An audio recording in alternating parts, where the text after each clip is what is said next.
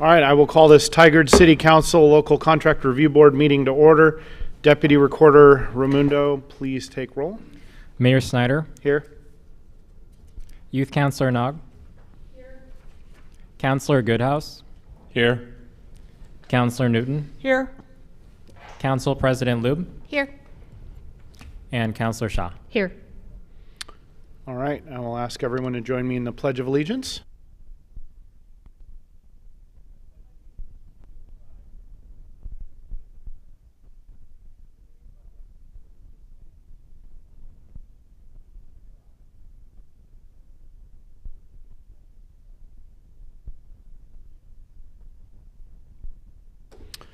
All right, staff or council, any non-agenda items? Yes, Mayor, I'd like to have a non-agenda item regarding the construction on Main Street. All right, construction on Main Street. We'll address that near the end of the meeting. All right, with that, we'll move on to item number 2, which is proclamations and recognitions. We have none tonight. We'll move to public comment. The phone number to call in for public comment is 503-966-4101. Please call in now to be placed in the queue. For those who would like to provide video public comment via Microsoft Teams, please virtually raise your hand and our IT team will place you in the queue as well. And with that, we'll move on to follow up to previous public comment. Assistant City Manager Nyland. Good evening, Mr. Mayor. At the October 18th council meeting, we received 2 written comments and we had 1 caller. The written comments focused on urban agriculture and the comments were intended to go to the Planning Commission. Both were routed to the appropriate person staffing that issue.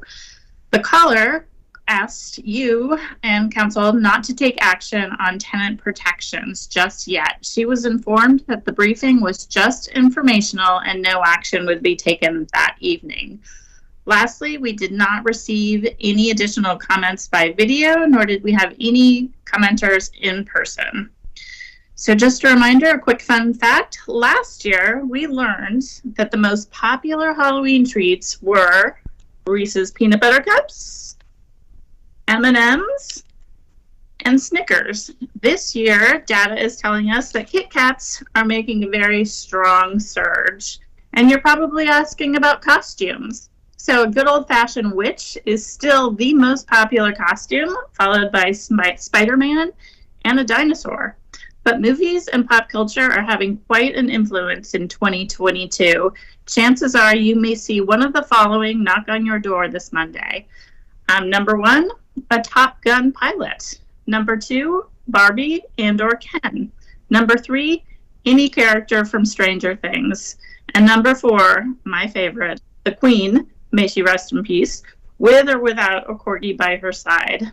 Thanks for your time. Happy treats to you all, and that's my report for tonight. Thank you, Assistant City Manager Nyland. Appreciate that. With that, we'll move on to an update from our Tigard High School student envoy. I think we have Kayla Cum here. Is that correct? Come on up. And make sure you turn the microphone on. It'll turn green at the bottom base circle there. Good evening, thank you. So I'm the Tigard High School ASB president. Along with this role, I'm the captain of the Tigerettes dance team, a National Honor Society president, a member of the girls golf team, and the Red Cross blood drive leader at the school. I've lived in Tigard my whole life, so I'm very excited to be here today. We just wrapped up with our homecoming festivities. We had about approximately 1,200 students in attendance at the dance.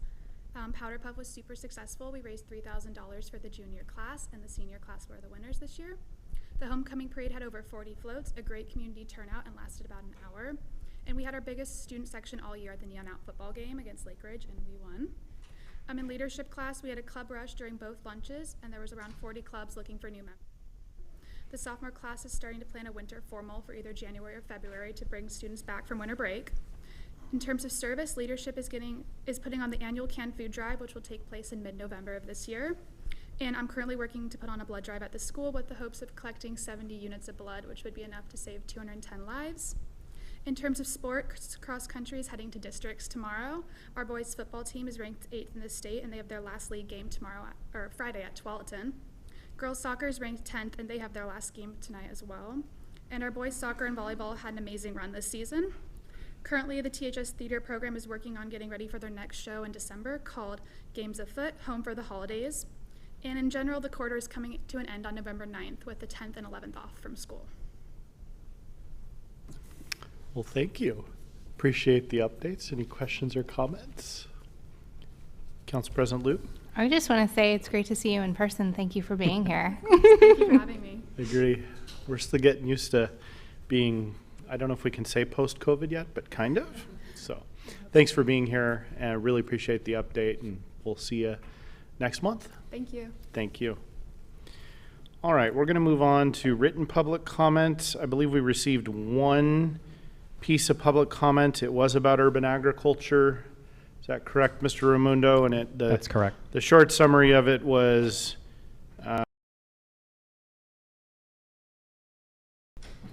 sort of I think the quick summary of that one. All right, let's see. We'll move on to in-person public comment. City Recorder Krager, anybody signed up? We had no one. No one? All right. Let's see. Mr. Thornburg, are there any phone-in public comments? None at this time. All right. And what about video public comment? None at this time either. Okay, thank you. We'll move on to the consent agenda for both the Tigard City Council and the Local Contract Review Board. Consent agenda is used for routine items, including minutes and approval of contracts or intergovernmental agreements. Information on each item is available on the city's website in the packet for the meeting. These items may be enacted in one motion without separate discussion. Council members may request that an item be removed by motion for discussion and separate action. And tonight on the consent agenda, we have a middle housing revolving loan fund contract. That is, I think, the only item on the agenda. City Attorney Rahala, I have a question for you. In some of my other business ventures in the city, it is conceivable that in the long run I might actually take advantage or apply to use these funds in the future. I have no immediate plans to do so, but given the nature of that, should I refrain from participating in this action? So because it's just a potential and you haven't made the decision yet, I would say exactly that. Put a potential conflict on the record, but you can still vote on it. Okay. Thank you for that clarification. Is there a motion or any further discussion about the consent agenda? Council President Loop? I move to approve the consent agenda as presented. I'll second. Okay, it's been moved and seconded. Any further discussion?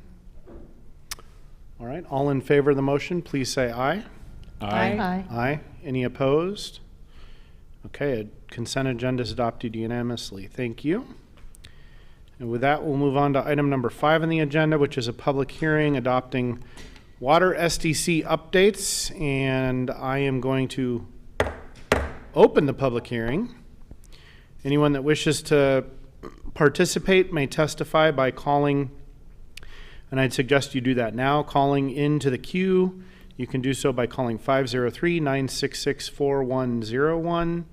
And with that, I think we will have management analyst Rico and business manager Barrett introduce the topic. Yes. Hi. Good evening, Mayor and Council. Good to see you. Yes, you too. Samantha Rico, Public Works Analyst. And I'm pleased to be here tonight to present to you the Water SDC rate update for your consideration for adoption. With us virtually tonight are John Ghilarducci and Zach Hazel from FCS Group, and they are here to provide a summary presentation as well as answer any questions that you may have. Just a reminder, we previously brought this item to you on August 23rd, and we also presented the SDC update to the Water Advisory Board on October 12th. They did not have any comments to pass along to City Council. And with that, I will turn it over to Zach and John.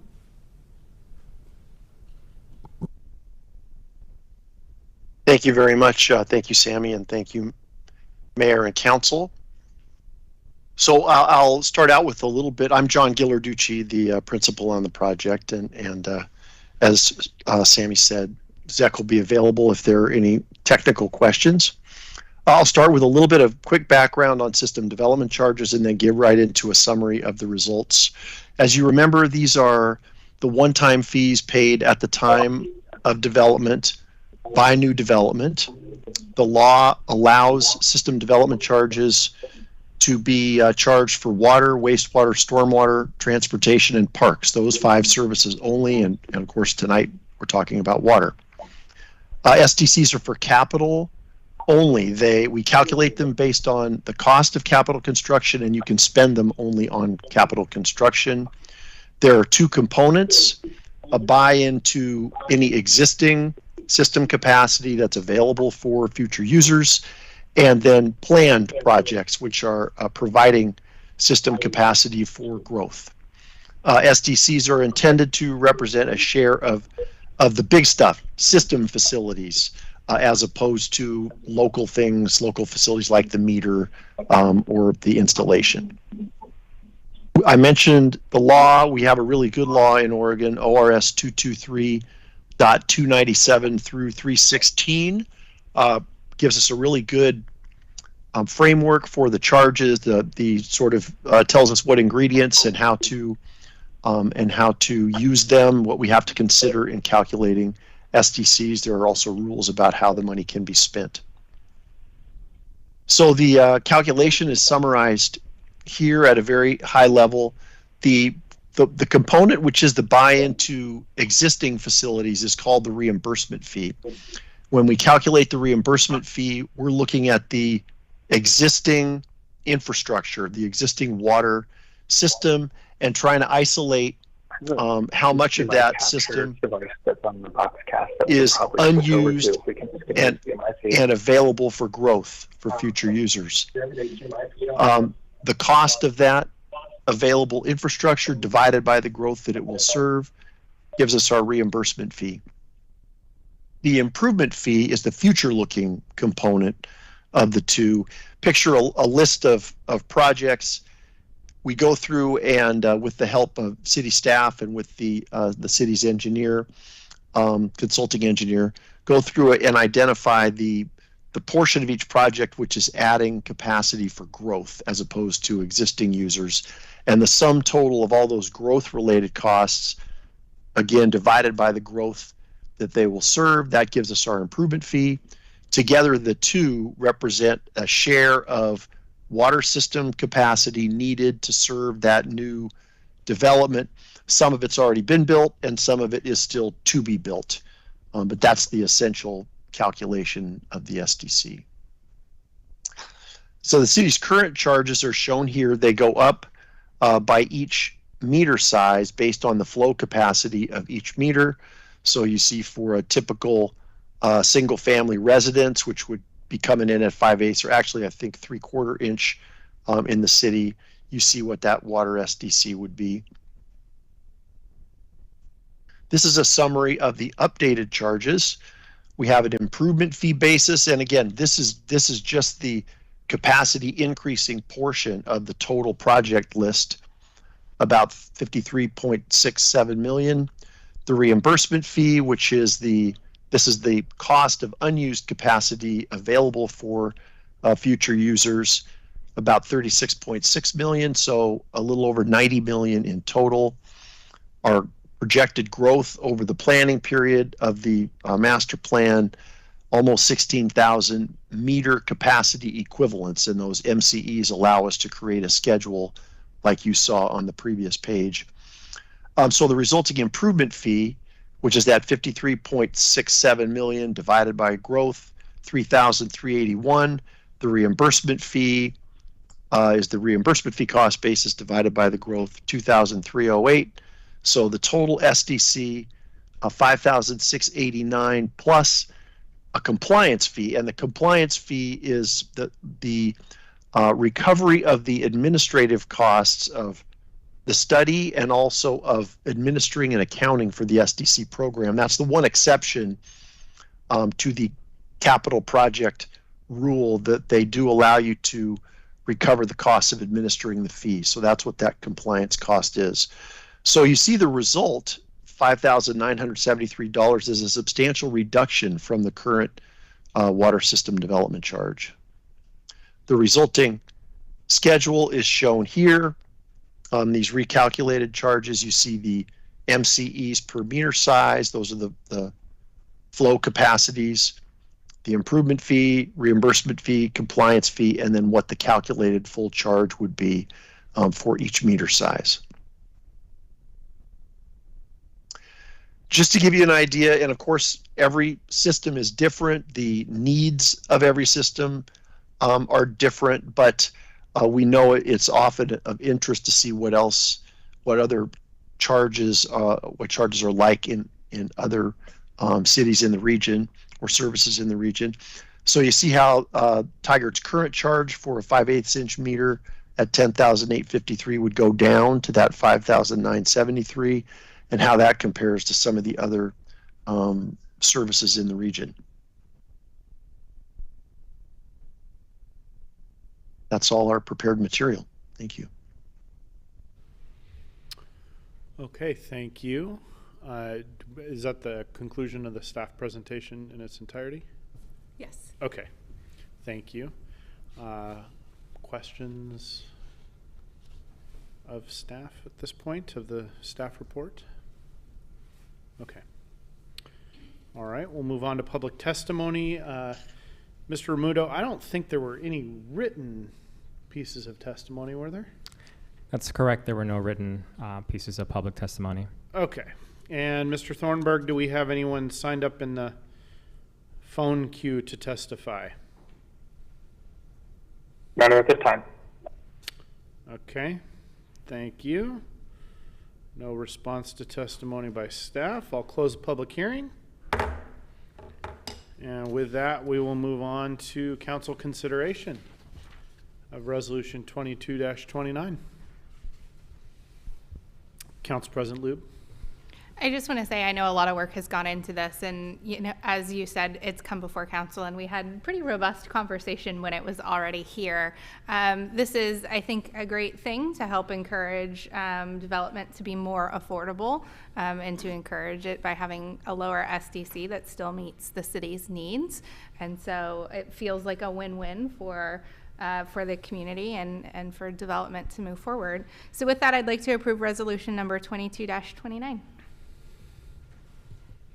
I'll second. Okay, it's been moved and seconded. Let's see if there's any further discussion. Sammy, can you confirm when this would officially, I mean, there's lots of dates here, so when would this officially change someone ready to build a new project? Our staff recommendation is to have this be effective with the next master fees and charges update, so most likely with the next budget cycle effective July 1 of 2023. Okay. Councilor Goodhouse. I just want to make sure I saw a gentleman that entered and signed up. Did he sign up to speak on this topic, or? This topic, no. Okay, I just wanted to make sure. Okay.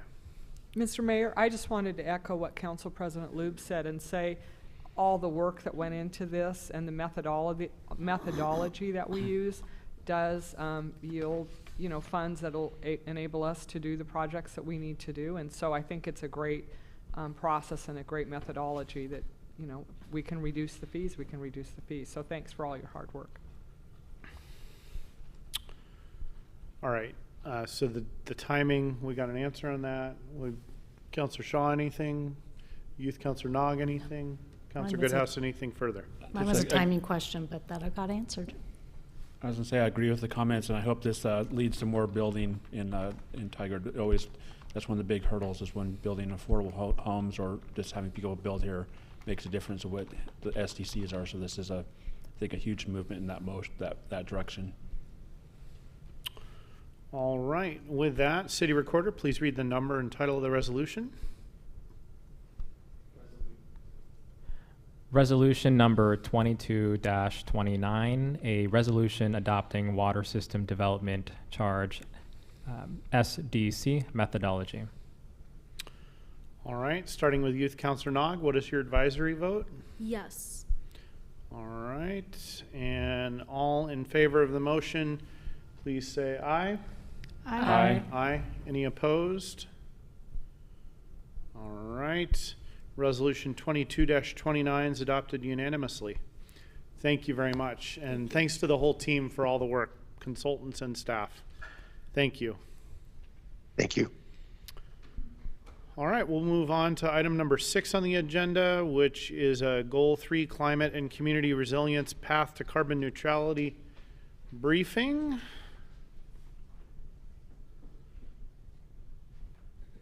All right. Good to see you, Assistant City Manager. Good evening, Mayor and City Councilors. If it pleases the City Council, I would like to introduce a guest, Mr. Holgate, who would like to speak for just a couple of minutes about climate action, if that's okay. That's fine. You want to bring him up now?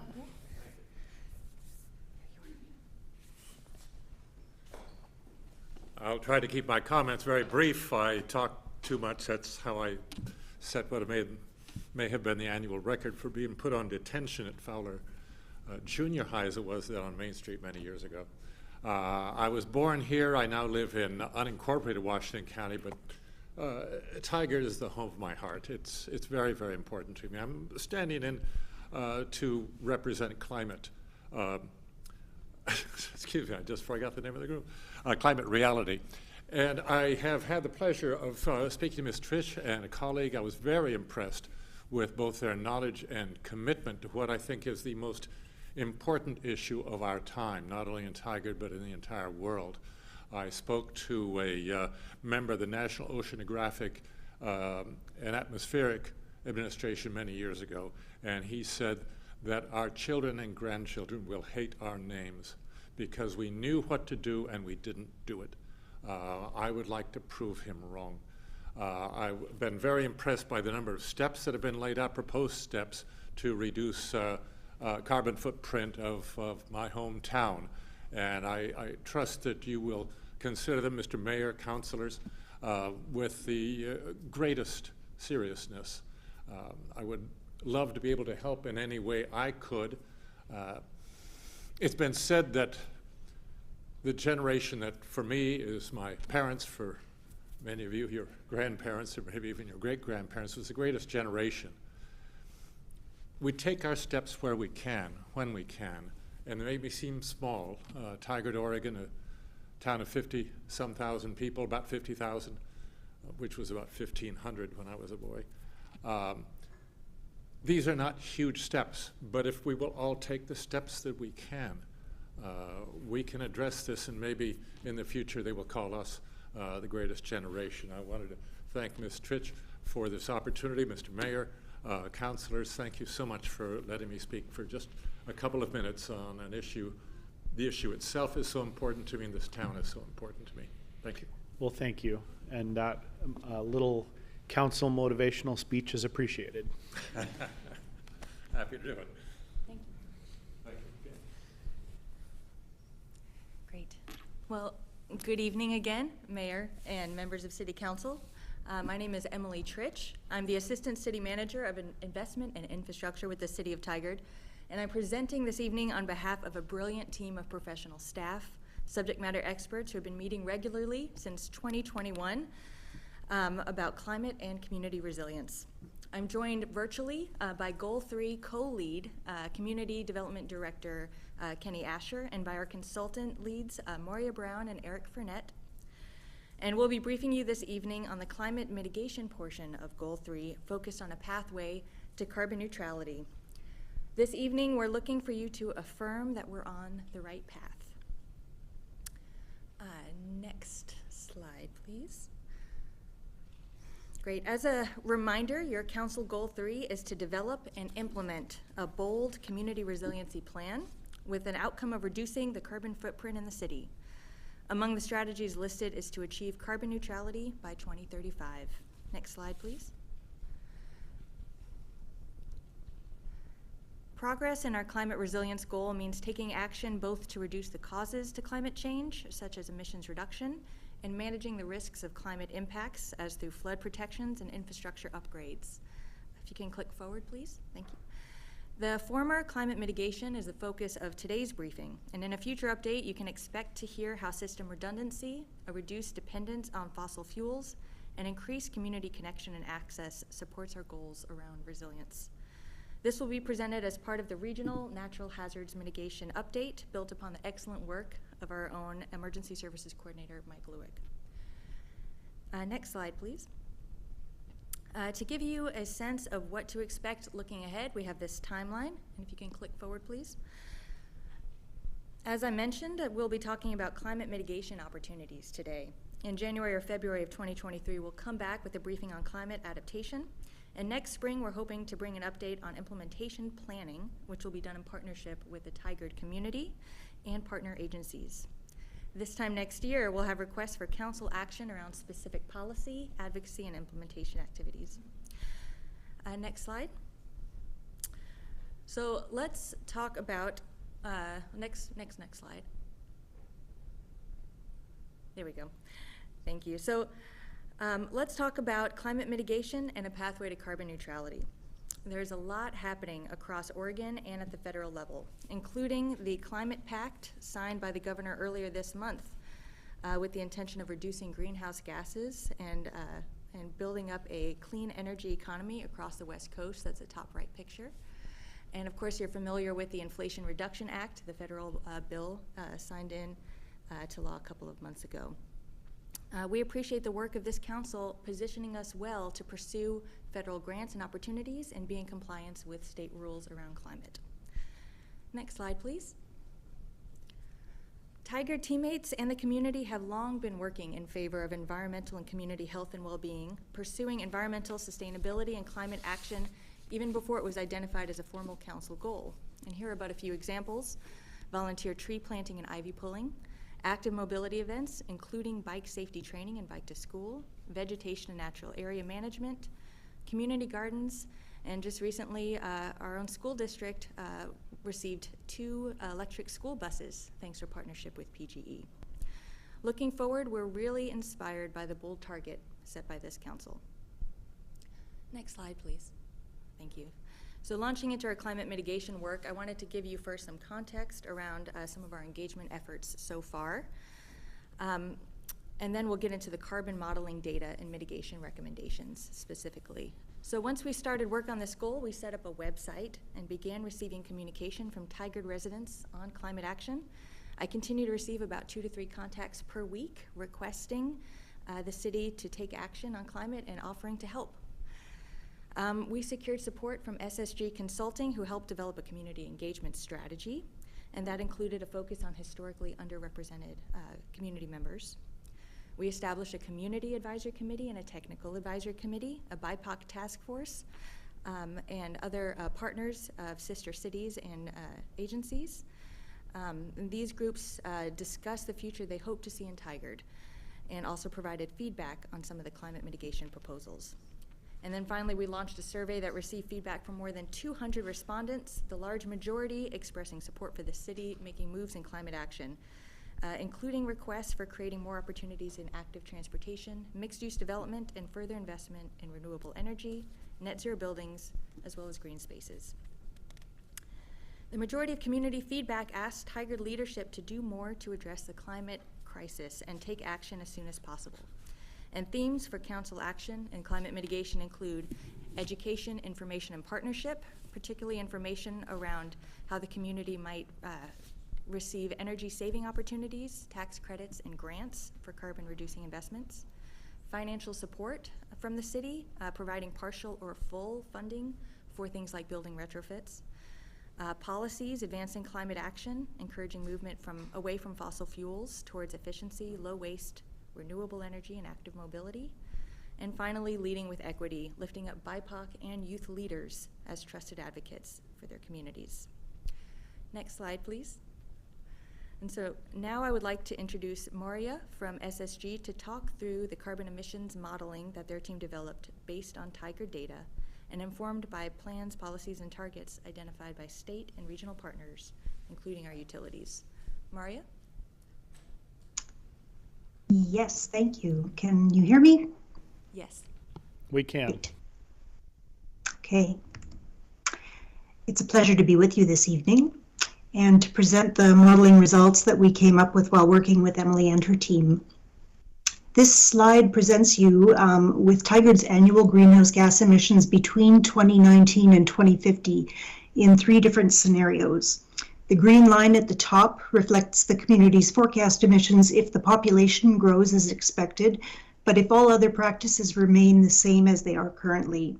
So fuel shares, building energy efficiency standards, and mode share for transportation would all remain the same as they are currently in this uppermost line. In this case, by 2050, Tigard's emissions will rise by 15% to just over 655,000 tons per year. The blue line demonstrates a better picture. It reflects what the state's regulations and existing partner programs, such as PGE's green electricity incentives, will achieve for Tigard's emissions.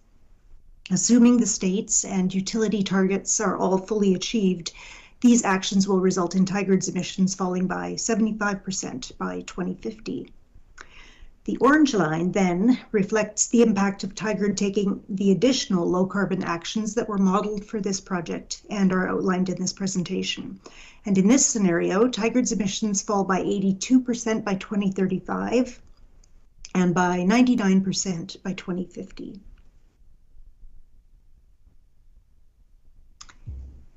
Next slide, please. So we wanted to next slide. We wanted to quickly just draw your attention to, if you could go back to, yeah, thank you, sorry, that the difference between the business as planned, the blue line, as Maria indicated, that shows what implementation of the different policies, targets, and plans of neighboring jurisdictions, the state and others, including our utility partners, would have, and then the low carbon recommendations that you have in the packet take us to the orange line. So just wanted to identify that difference. Next slide, please. Great. So the low carbon actions recommended by our consultant teams to get us to carbon neutrality are organized into these 5 categories.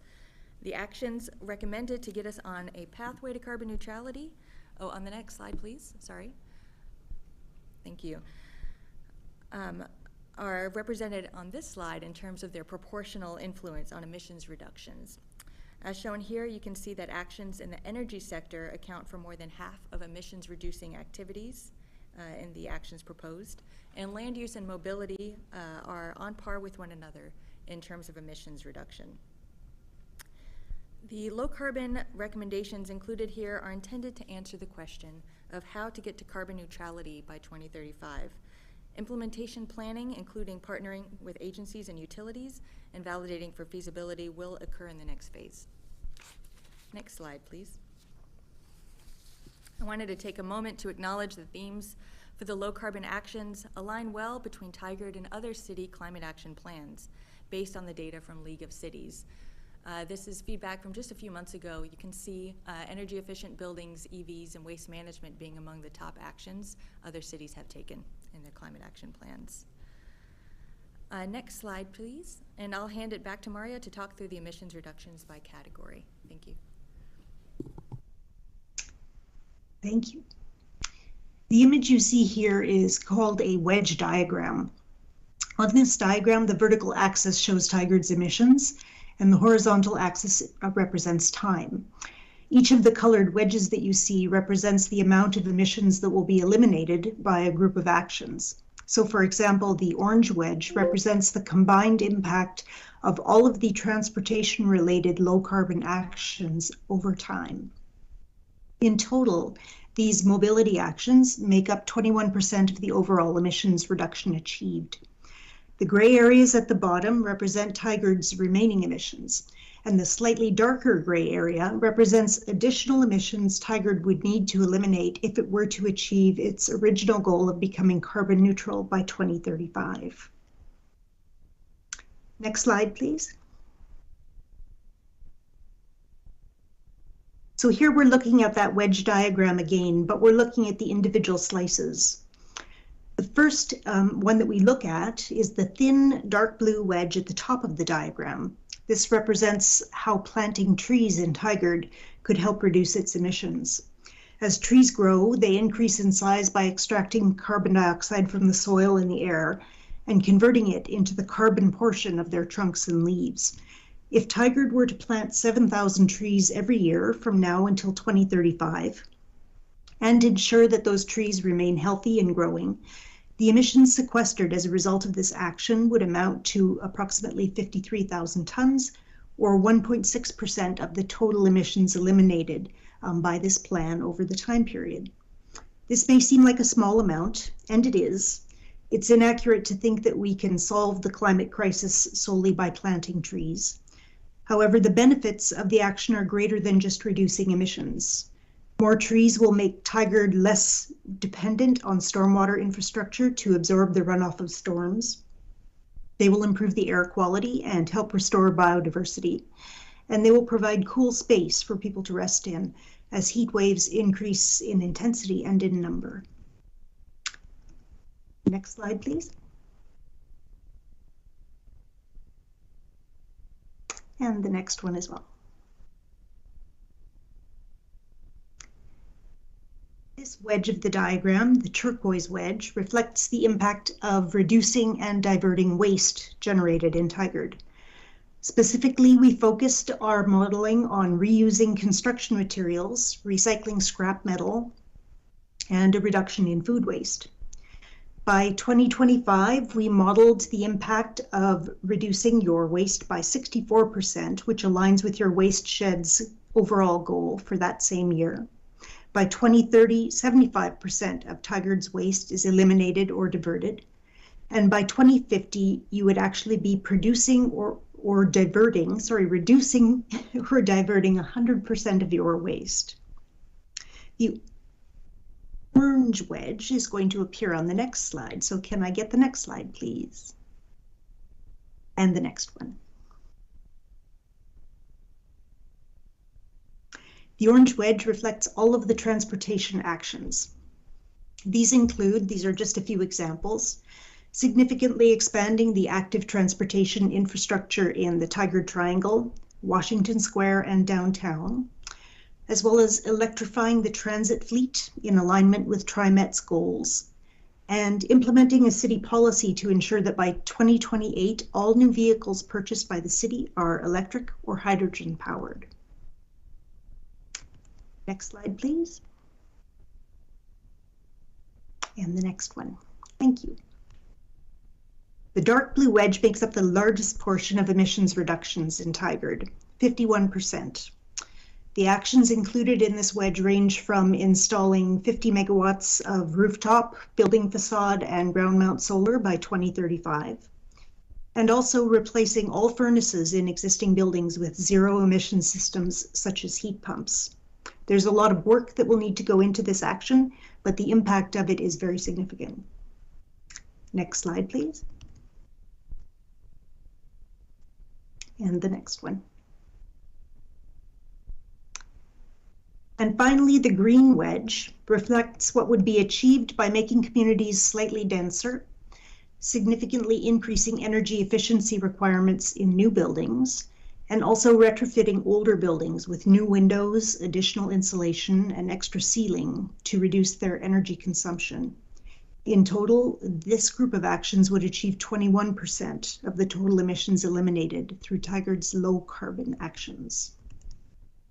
Next slide, please. And the next one. Thank you. Thank you, Maria.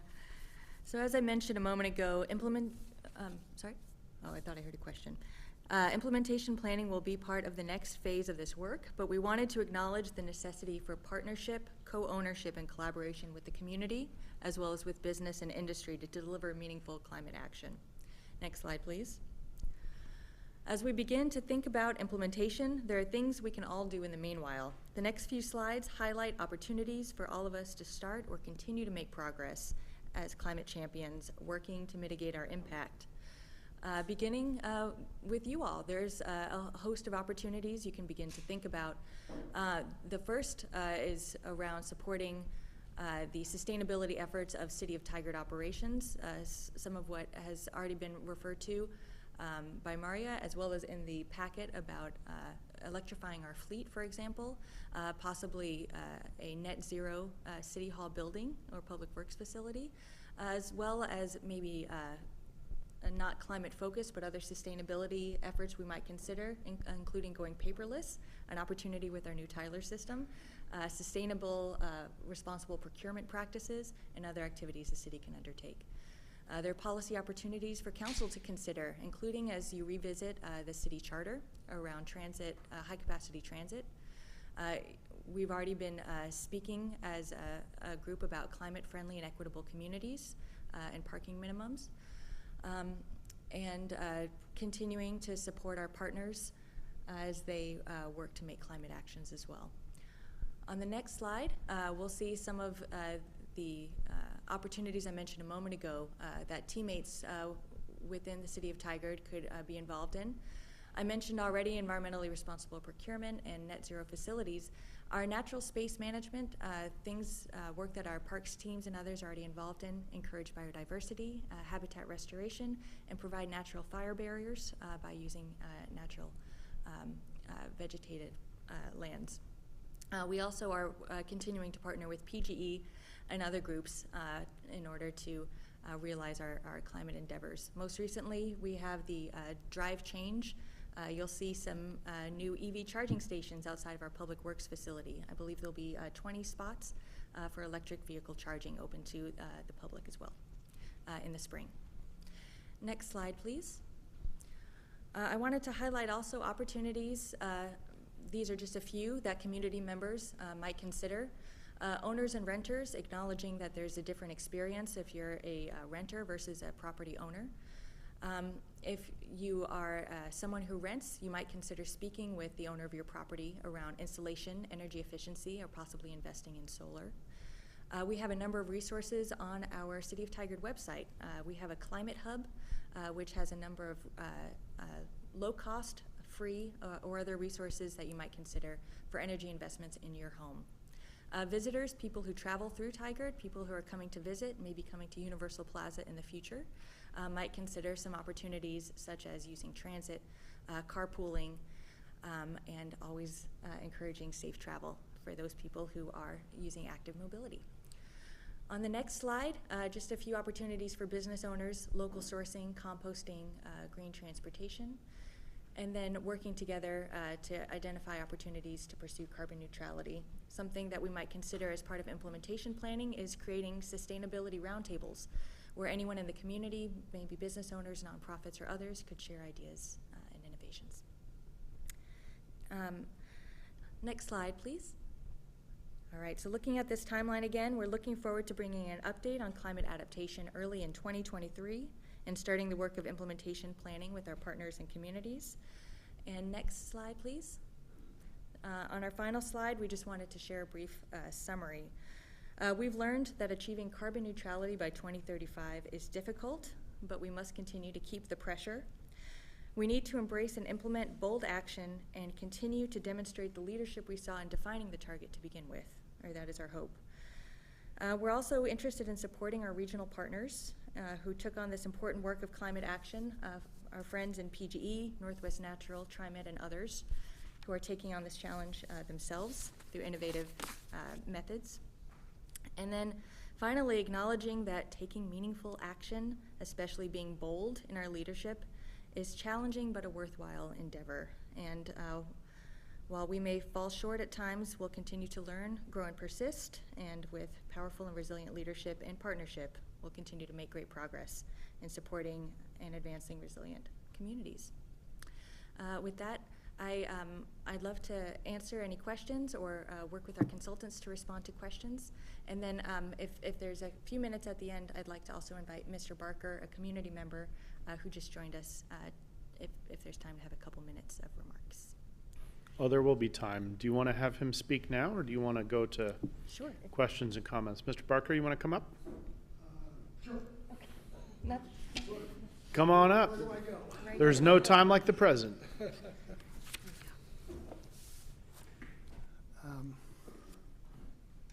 Thank you for letting me come and speak to you folks. I'm a resident of Tigard, and I'm also been involved with Emily and the task force and everything.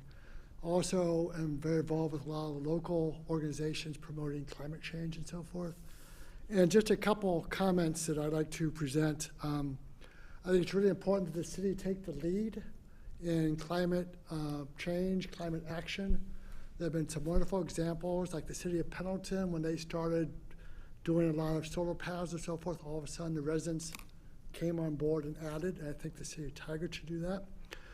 As you may be aware, this past week, the Portland metro area had some of the worst air pollution in the nation, and we need to put a hold on this carbon greenhouses. Also, with the potential of the Cascadia earthquake, 9.0, it's going to devastate everything, and we need to be ready for it, have resiliency. I've also heard a couple of years ago, I think, with the big fires, that we lost power for a couple of days and had to get very creative to get that power back. So again, I'm hoping the city can take the lead, and also with the resiliency plan to ensure people have safe shelters for heating and cooling, also able to charge the phones, charge anything they need to do. As you may be aware, now is a great opportunity. I just was talking to one of my friends who evaluated grants for DOE, and they're giving major grants for cities under $500,000 to basically make your building net zero, to make your building total energy resilient. And I think right now, and I can work with Emily on some of these contexts, but it seems like now is the opportunity to go after some of this, not necessarily free money to step forward and do that with buildings and the e-cars and all that. So it seems like now is a chance to move forward. I'm hoping the city will take the initiative to move forward. Thank you. Thank you, Mr. Barker. All right. Council questions. I think we should start with questions. And to frame this, the way you started this, or started your presentation, was with a question. You're looking ultimately to affirm whether we're on the right path. Correct. Okay. Yes, please. So as we're asking our questions and making our comments, at the end, at some point, the staff need to leave with that answer, right? Okay. So who's got questions or comments? Councilor Newton?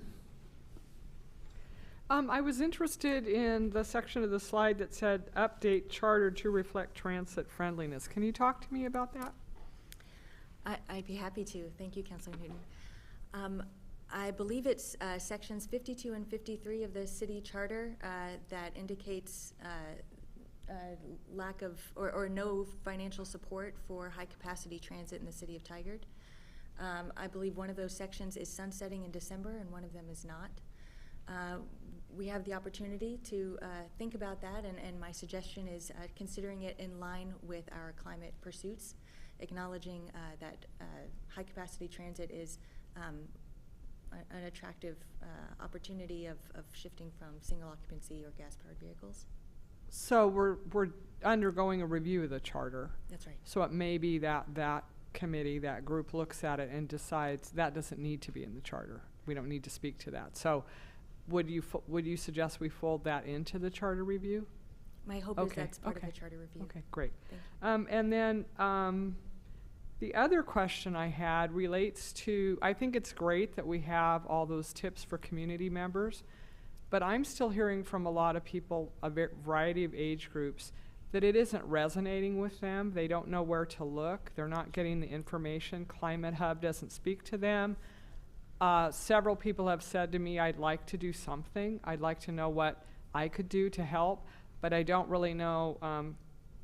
Community resiliency, Climate Hub doesn't speak to them. When I direct them, they go, oh, this is great, but I've talked to a lot of people who just aren't connecting with that. So we might want to think about a way to just get that information out, because there's people in the community that want to feel like they're at least doing something. And I say, if everybody does something, that'll make a difference. So, and then the other thing, and maybe Youth Councilor Nog will speak to this, and I'll let her talk about the questions we had at the town hall. Okay, I'll let you do that. Thank you. Thank you. Yeah, I was actually just going to mention a couple of weeks back we held a youth advisory, kind of like a youth forum for students to kind of come in and talk about issues that they were concerned about, and one of the main things was climate. And we had some general questions about how are we defining carbon neutrality, and how we're and like another thing is renewable energy. And I know that around like 50.6% of our energy is what we're using to cut down on our emissions. So I was wondering what that exactly looked like for renewable energy, because I don't know if we're implementing microgrids within our city or if we're partnering with other parts of the state, and what we're counting as renewable energy, because I think there was a study done where a lot of our renewable energy is actually backed up by fossil fuels, so how we're going to be kind of straying away from that if possible. Thank you for asking that question, Youth Councilor. I will ask our consultants to respond to that, and they've really identified a need to clean our energy first, our energy system, so that we are relying on a clean energy source. Maybe you can speak to that if you don't mind, Maria or Eric. I'll let Eric respond to that. Okay, thank you. Sure, thank you for the question. Renewable energy is a huge part of the plan, and a huge piece of the puzzle here to decarbonizing Tigard. What we're looking at when we're talking in terms of energy, when we presented that piece is that big 50% number is, first of all, new building construction being net zero, replacing fossil fuel-based systems with net zero systems, scaling up rooftop solar in the community, also purchasing green energy, and really focusing on cleaning the energy sources. So there's a lot of integrated steps in this plan, or any type of plan where you want to decarbonize this rapidly. And one of the big first steps you need to do before changing everything over to using less energy or different types of energy is to clean that energy. So that's definitely a big focus here. And we're looking at solar and wind to do that. And even in our business as planned scenario, so if you saw that earlier, we had the different scenarios. The business as planned scenario includes Oregon policy to clean the grid by 2040, which is another huge step to achieving that decarbonization. Thanks, Eric. Any further follow-up, or Council President Lube? I think this is great. Based on our discussion of backyard habitats, I would add for trees that they are native trees. to ensure that they're native to the area, and we're moving forward in that way. We learned something from last week we can apply this week. Well, yes, I think it's a great way to think about it and returning it. I do have some concerns over the beginning in 2023 increase the density of Tigard's new dwellings by shifting 80 to 90% of what would be single family homes into duplexes. And I have just some stuff just because River Terrace 2.0 that we're looking at building and is planned is not set up in that way. And just some personal experience from moving into a new development that actually has a wide variety of housing. Single family homes and multifamily homes actually mixed in on the same street, and you can't tell the difference between them. The developer and the HOA is requiring that it be owner occupied for the first year, and they're having difficulty selling because they want this neighborhood to be a neighborhood of people who live in the neighborhood and are building community. And people aren't wanting to buy those duplexes and multifamily homes as places to live. It's much more difficult to sell them. A lot of people want to purchase them as investment properties, but not actually to build that sense of community. So just from personal experience, seeing them sit empty and know that they're struggling to sell them, I'm excited to live in that area. It's been a wonderful experience to have a wide variety. We have townhomes and smaller homes, larger homes, multifamily homes. It's been a wonderful neighborhood, but there are struggles. So it doesn't feel like it's a market feasible goal in order to actually fix our housing crisis while marrying the climate crisis and trying to walk both paths at the same time. So great goal. I don't think it's practical or feasible. Thank you very much. I appreciate that feedback. I don't know if Kenny has anything you'd like to contribute or weigh in on that. Thanks, Emily, and thanks, Council President Lube. Let's see if I am presentable here.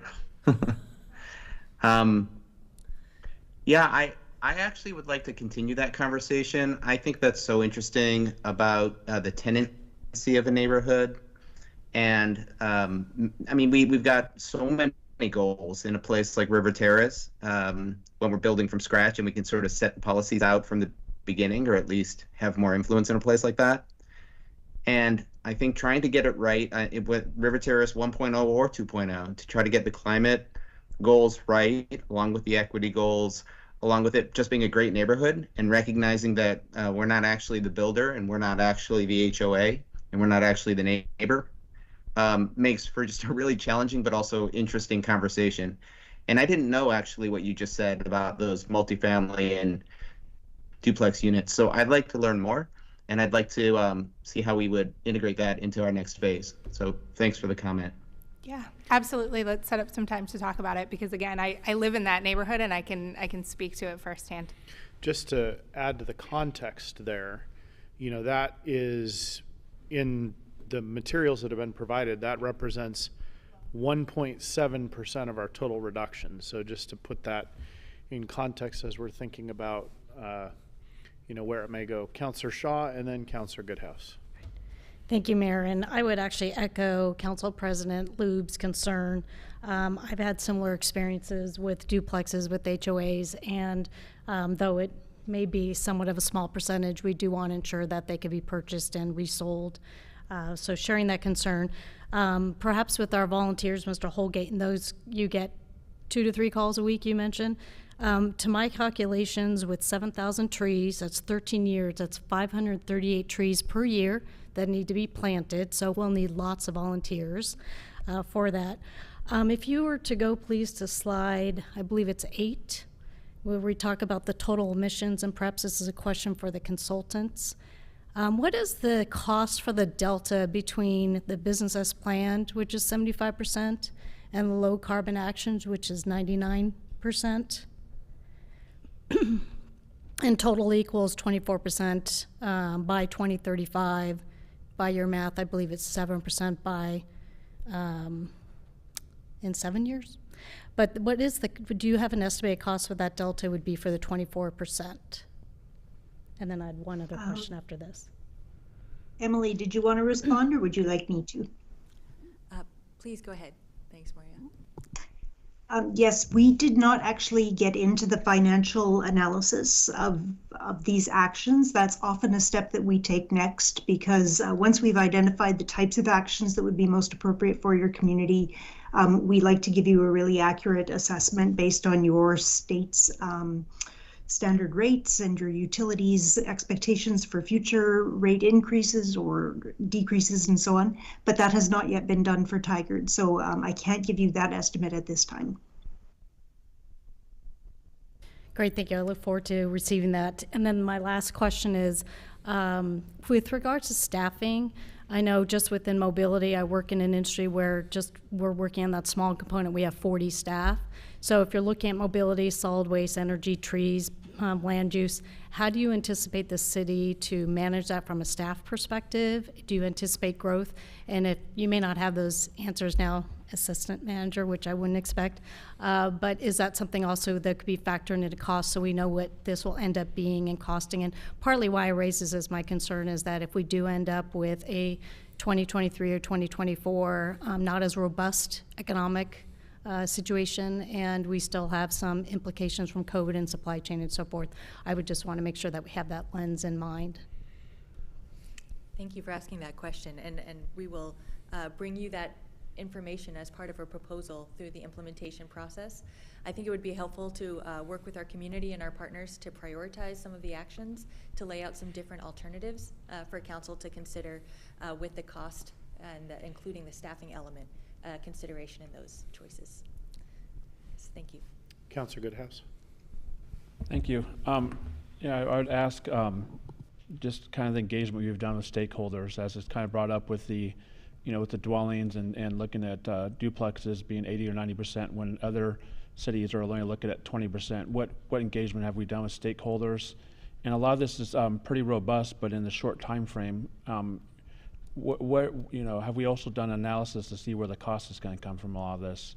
I know that as a city with our budget, we keep looking at having a 10-year, 10 years we're going to have that fiscal cliff, and we have a lot of their core services that we can't provide. So looking at really where those costs are going to come from and intertwining how we can afford these programs also in line with what we need to do for the rest of the city. And as Councilor Shaw said, if we're looking at maybe an economic downturn in the next year or two, how is this going to play into these goals in this time frame compared to what we also have to do as a city? But I'd really say that, we got community input, but it'd really be important to make sure that we're working with our stakeholders and make sure that these goals also line up with what we want to do with the city and with our partners throughout the region. Thank you, Councilor Goodhouse. In our community and technical advisory committees, we did invite developers to join the bodies. 2 developers in particular, they both declined. As part of implementation planning, we will be more forthright and pursue additional engagement, particularly with the development community, as well as any stakeholder that would be involved in recommended actions. In terms of costs, it'd be incumbent on them to participate if they want to have a voice. I'll just say that publicly for any developer watching this in the future. Absolutely. We had, Tigard teammates had a great meeting with the City of Tigard's lobbying agency the other day, talking about the Inflation Reduction Act and the number of opportunities, grants, incentives, and other programs targeted specifically at climate programs and energy savings. We will pursue our mightiest to get some of these dollars in favor of vehicle electrification, solar cells, building retrofits, and some of these other things, some of them called out specifically in the low carbon actions. And there's also funds available to develop an actionable plan document, so that would be beyond this briefing. So there's a number of resources available, and that in addition to federal dollars, the state and other entities also offer resources. I want to acknowledge PGE as offering a number of programs that the city might consider partnering or taking advantage of as a city, as well as we mentioned community member opportunities. So we are being, I would say, aggressive in pursuing funds in order to make these sorts of actions a reality, and that will also be part of the cost considerations presented before you as you make your selections in terms of actions, investments, and policy. And I would also ask, or kind of take a look at, is it's great to go the direction of having everything be electrified, but also, as I mentioned kind of earlier, if we look at a natural disaster or something where we get our grid knocked out for a couple weeks, do we also have contingency plans as far as vehicles that if we switch to all electric fleets, but then we have our police, our public works, or those services that we really need, what do we have in place that can also respond to those incidents? Because the last thing you want to do is switch over to a completely electric fleet and then not be able to get out there and have any electricity to charge them. So just make sure that I don't know what we've done to look at that, but also look at the time frame and the costs, where maybe 2035 is going to be good for some of the areas we can do, but also maybe cost-wise and volume, or be able to keep up with demand. Maybe we might have to extend some parts of it past, where maybe some might be 2040 and some might be sooner, where we can break it up too. So it might be good to look at that as well. Absolutely, and I appreciate you making that point. I have a draft natural hazards mitigation plan in my inbox. The regional effort is wrapping up, and so some of those particular points that you make are included in that. I want to acknowledge the value in system redundancy. Should a system be knocked out, the idea is that we're the sort of city that has backups in place. Also the value of having active transportation options, so that if we had an event where there's no power for weeks on end, people can have other ways to get around the city to access valuable food or other resources. And finally, reducing our dependence on fossil fuels, I think, behooves us and is more advantageous than the concerns related to electrical availability. And I was going to just throw in one last part is also, I guess, look at alternative fuel sources. I saw an article a couple weeks ago that said that possibly with fish oil or something, or from fish, that we could become kind of a new oil haven as far as be able to make more carbon-friendly fuels that would be from fish waste. So also not just, I guess, not weighing out the option too, that we can also, to hit carbon neutral, that we could look at also other fuel sources as well. And that's part of my hope. I'm hoping that with the infusion of federal dollars, there might be additional research and investigation into alternative energy sources. And my understanding with Governor Brown signing the Climate Pact a few weeks ago, investigation into alternative energy was among the focus for the West Coast. Thank you. I'll just remind everybody that you actually need electricity to pump gas into vehicles, just as a little heads up there. I know there's other ways to do it, but not very easily or quickly, so just a reminder. I've got a number of questions I want to ask that are maybe more intended to give people a flavor. Like, we have a lot of words on a page, sure, but these aren't necessarily, I would say the way they're described, or don't really put these into visuals or reality for people, I think. Part of why I'm asking these is because I want to put them in reality for me. So the first one I want to ask is, what does 50 megawatts of solar look like? Is that like 20 residential systems, or 200 or 2,000 or 20,000? Like, can you give us just some general scale of what that looks like? Like, when we see that goal of 50 megawatts, what does that look like translated to just single family dwellings? Eric, do you mind answering that one? Sure. So 50 megawatts would be a few thousand buildings. Those could be residential and commercial buildings. Okay, so a couple thousand is the answer. All right. That's correct. I had some comments on the, I mean, I think the 80 to 90% of new building being duplexes is kind of probably not realistic, and given the amount of total reduction, I don't know that that's going to make it in the final work that we're doing, but that'll probably be a future council making that decision. Okay, next reality question. What does planting 7,000 new trees a year look like? So if I read this right, we need to plant 91,000 trees. Is that right? So what does 91,000 trees in Tigard look like? We're 11 square miles, right? So like, what's that look like? Is that even possible? Eric, I wonder if you're able to comment based on the Google Insights data in terms of land area? I don't have a quick number here. It is a large amount of trees, and I can maybe look something up right now in the background, but It's a lot of trees. It'll take a tremendous effort, and we see that the emissions reductions from it isn't as big as other pieces. It'll be really reliant on the co-benefits of it to really motivate that action. But yeah, I don't have a specific number for you right now. But to put this in a little bit perspective, those would be going, like, where would many of those be just generally going? Everywhere, or street trees, more in parks, giving them to homeowners? Like, what is this? And of course, they're going to be native. But what does it look like? What is the general idea of what that would look like?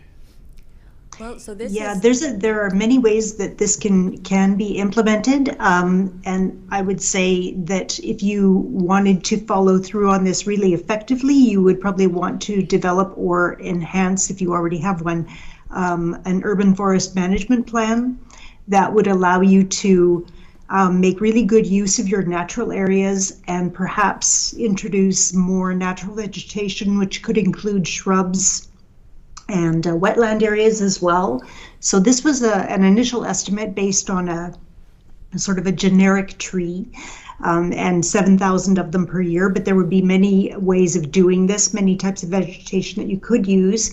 And I would also encourage you to look at trees that are going to be resilient to Tigard's future climate conditions as well. So there would be a lot more work to be done to come up with an exact acreage, depending on exactly how you would approach this.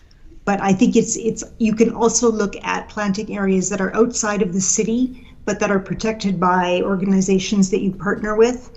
So it wouldn't be necessarily constrained by your municipal boundary. And Mayor, I was being kind by saying 7,000, that total frame. I didn't even think we can conceivably do 91,000. The 7,000 a year? Yeah, I'm like 7,000 in total. So how many trees are in Tigard now, approximately? Do we have any idea? I mean, I'm just trying to get a scale of what 91,000 means when we're throwing that out there. I'd be happy to follow up with our parks team, but I suppose I want to acknowledge that, we're trying to throw everything at the Sure. goal, which is what does it take to reach carbon neutrality by 2035? Throwing 91,000 trees and duplexes and EVs for all of these things is what it would take to maybe reach carbon neutrality by 2050. Right, the 2035 can't happen. That's one of the other messages I got out of this, right? We can't get there. But it's still worth pursuing, it's worth being Sure. aggressive and we fighting can try. for it. But I just wanted to acknowledge that some of that number came from answering that question. Councilor Goodhouse, I'll come to you in just a second. I want to ask my last question that's in sort of the putting this in perspective, or how would this work? When we talk about retrofitting current existing residences, divvying them up between when they were built, and I assume that talks about, it's saying thermal load, that's very jargony, but basically how, I guess I'm wondering, like in other communities that have taken something like that on, how'd that get paid for? Maria, do you have a experience that you're able to share? Yes, I think that the point that was made earlier, I don't remember exactly who made it, but this is the moment in history to draw upon other levels of government and the funding that they are offering. And what we're seeing a lot of communities do is really leverage that initial funding from other sources to set up an initial capital investment that then produces energy savings or savings in energy costs. And if you divert those funds into a subsequent revolving fund, you can actually leverage that and achieve much more retrofitting or investment in solar or whatever the item is that you want to achieve than you would with just the initial funding, if you get what I'm saying. Yeah, Take so you the start energy savings with that you're going to garner and use those to complete the rest of the work. So you start with other people's money and then you keep making that pay itself forward, basically. Yes. Okay. Yeah. Councilor Goodhouse? The only reason I was raising my hand, I was going to piggyback on your trees. The one thought I had or comment was it's great to plant trees if we want to plant them in areas or open areas, but at a conference I went to, there was a presentation that talked about the communities of lower income or communities of color tend to have more higher electric bills and so forth because they don't have the tree canopies in there. So they have to spend more on air conditioning, or when a heat wave comes, they suffer from it more.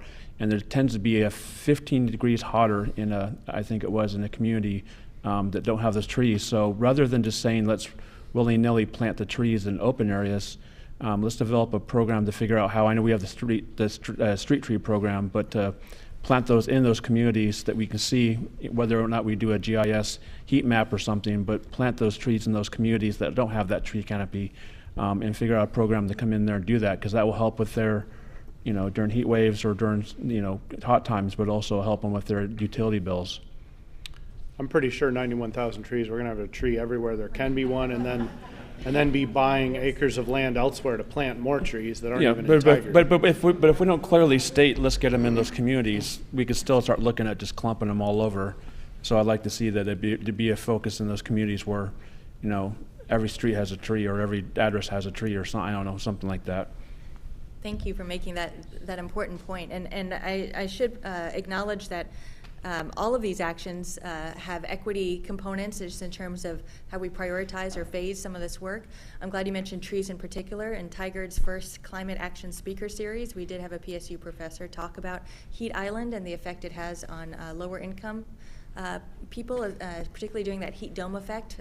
City of Portland saw more than 40 deaths as a result of heat, and there was a direct correlation between the presence of trees and human health.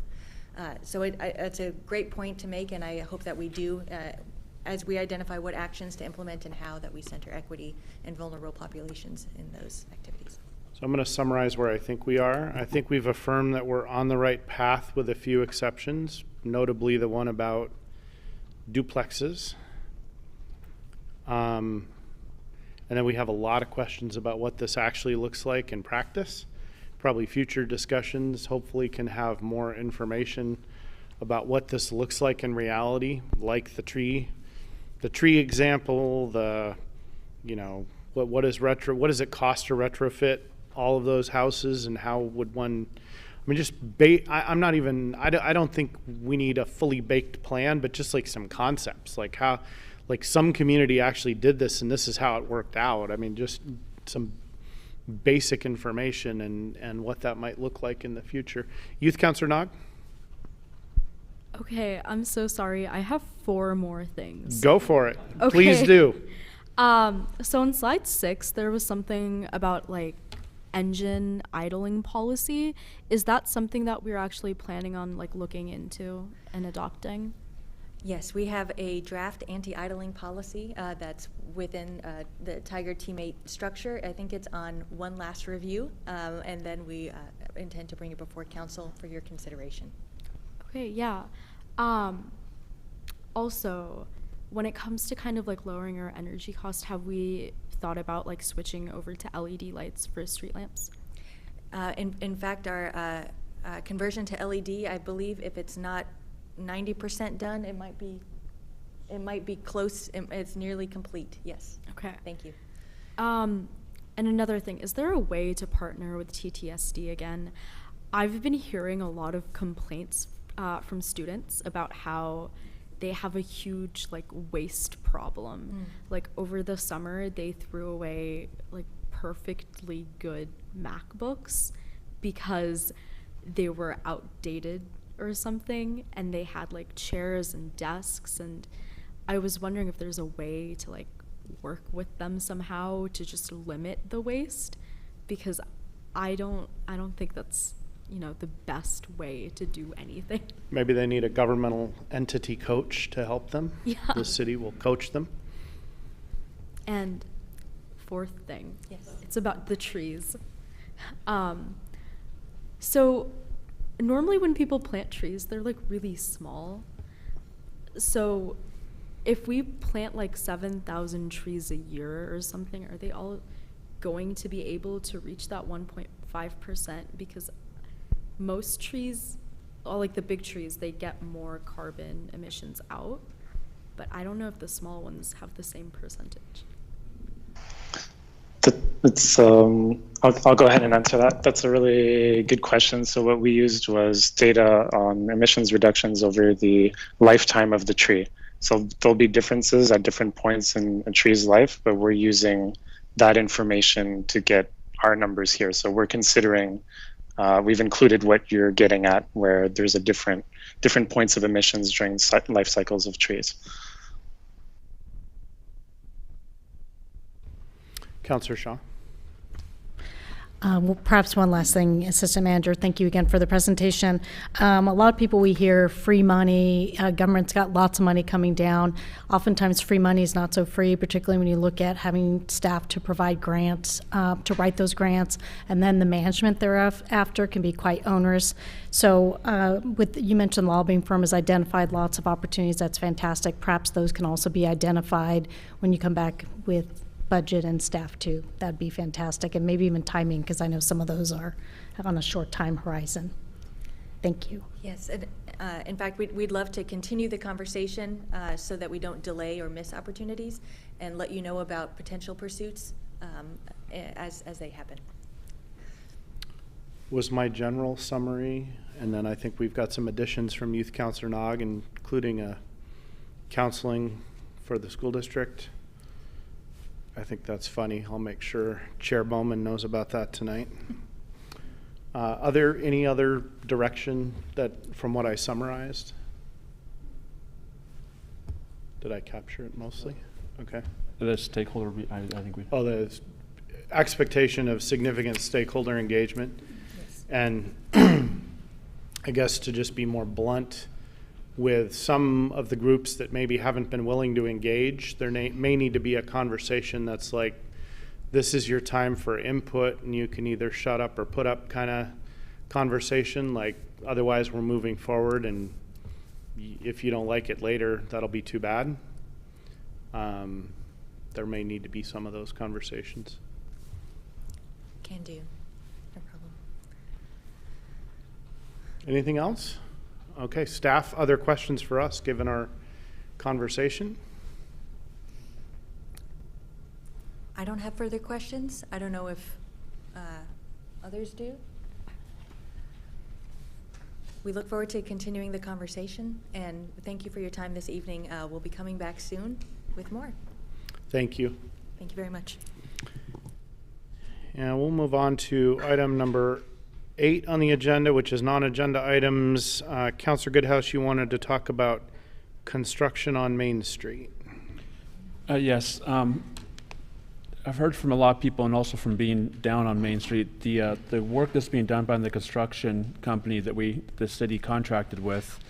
There's a lot of incidents where there's not flaggers down there. There's heavy machinery swinging the buckets around through the lanes of traffic. There's cones set up a lot of times with people not sure of how to get through there, and the road condition is, rather than kind of leaving it in a condition where vehicles can get through there. I know today going through there's probably like some 6-inch drops in there as far as the way that the overlay is being done. It's not being patched up where it can be good condition for vehicles to go through there. Signs are being left in the middle of there where I see people running them over. I know people will get tires punctured, and so I'd like to just advise or ask staff if we could work with the construction company and make sure that they're following everything that we have in the contract that they're supposed to be doing. I know they Have you been providing that feedback to staff already? Yeah, or? I've done a numerous walk and talks with City Manager Reimer, showing that we had got some of it cleaned up where there was a lot of the construction shipping containers in front of buildings, rock piles, a lot of things, as pipes being stored for months and months. So we at least, I think the city figured out how to store that off site, so that at least didn't have all that pipe and all the equipment stored in front of there, but still. And I know there's been every Thursday morning there's been a meeting with the contractor, and it seems like the contractor and businesses are kind of butting heads as far as what's being needed to be done in the contract and what's not being followed. So I don't know, we still have some time for this to go on, and just and also just help with the businesses, because I know a lot of those businesses there with all that work and construction they're drastically being affected. We did for a while do some of the videos, and I think that there's some of the businesses on that side that didn't get videos or any assistance we could do to help them or drive traffic. But I think the big part is just that road, is to get that road so it doesn't have the bumps, and it's there's flaggers and also just kind of following what we have in the agreement. I think we have a pretty good agreement with the contractor that a lot of that's not being followed. So is the purpose of the council discussion to just make the council generally aware, or is there a particular action you're asking for the council? I mean, that seems mostly like a I think staff follow-up type of issue, but I think from just wanna asking from the clarify. council to just have the city make sure the contractor's following and adhering to the contract, which hasn't been happening. Okay. City Manager Reimer, you want to speak? Yeah, thank you, Councilor Goodhouse, for bringing those up. What I can speak to right now is the team has been and is going to continue to work closely with the contractor. Many of the points that were brought up today. I would suggest that let us have these conversations coming up, and then we can report back to the council on some of the actions that we're expecting to be taken. Okay, thank you. Councilor Goodhouse, anything further on that? No, I think that's it. So I think Okay. that will help with working there, and I'll look forward to the updates on that. All right, we'll move on to item number 9 on the agenda, administrative report. City Manager Reimer. Thanks, Mayor. Good evening again, Mayor and councilors, members of the community, and my team. Just to start, I want to publicly thank all of our team that worked on our latest festival, Tigre Fest. It was a great event. Saw many of you there, saw many community members there working and volunteering, especially Leandro for his leadership and vision in really bringing our community together. We shared the information last week, so hopefully you saw the different stats and data and comments we received across the board, very positive. So we'll build off of that, but just publicly thanking them and thanking every department. I think almost every department was involved either in the planning or physically at the event in one way or another, helping support our community. So thank you again to them. Just a few quick updates. One is we were awarded funding through ODOT Safe Route to Schools safety program to address some deficiencies on Southwest Locust Street. And so this will include curbs and sidewalks, landscape strips, ADA curb ramps, and flashing pedestrian crossings to improve the safety in that area. We are going to be holding an open house on Wednesday, November 9th from 6 to 7:30 p.m. at Metzger Elementary, where we'll talk about some of the initial conceptual designs, and hopefully community members can ask questions, provide their comments on this project as it goes into the planning stages and ultimately to be built. So thank you to ODOT for their support. As you can see, we're continually getting more and more funding to support some of our major initiatives from our regional as well as our state partners. So appreciate the work of the team and all the different work that they're doing to make those things a reality. Just a couple updates from our library as well. This one's to me is pretty cool because the library team is continually looking at ways of how do we live our strategic plan, and so simple actions really are important to our team as well as to our community. And the latest one is we moved our new adult books to make them easier to find and browse, and we're already getting positive comments from our community recognizing that just things like that really change their experience. And this is part of our strategic plan that patrons are able to discover the materials that they want and need. So kudos to Halstead and everyone for just literally stepping back and just looking at the things like where are we placing the books, where are our programs at. So just another great example. And then final one is our library team and our communications team work together on some content for our latest Talking Tigard podcast. They recorded Story Time for Grown-Ups, Tales of Terror. And so we have those posted on the YouTube channel as well, and we'll share the YouTube channel with all of you. But I just want to once again thank the library for all those actions and the steps that they do, and our communications team for partnering with them. And that concludes my remarks tonight. Thank you, City Manager Reimer. We have no executive sessions scheduled. Is there a motion for adjournment? I move for adjournment. I'll second. Okay, it's been moved and seconded. All councilors in favor of adjournment, please say aye. Aye. Aye. Any opposed? All right, we're adjourned. Good night, Tigard.